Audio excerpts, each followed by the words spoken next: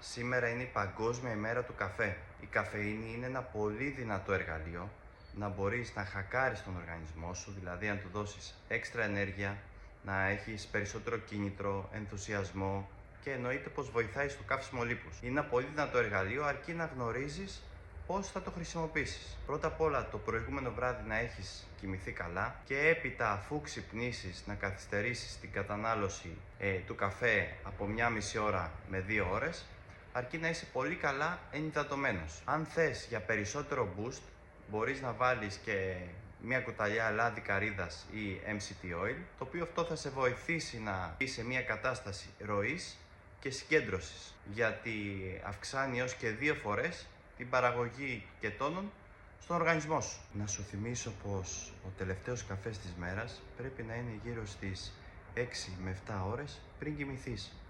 Αυτό γιατί η καφεΐνη ζει στον οργανισμό μας γύρω στις 7, μπορεί και 12 ώρες, ώστε μόλις φύγει από τον οργανισμό σου να μπορέσεις να κοιμηθείς ήρεμα και ποιοτικά.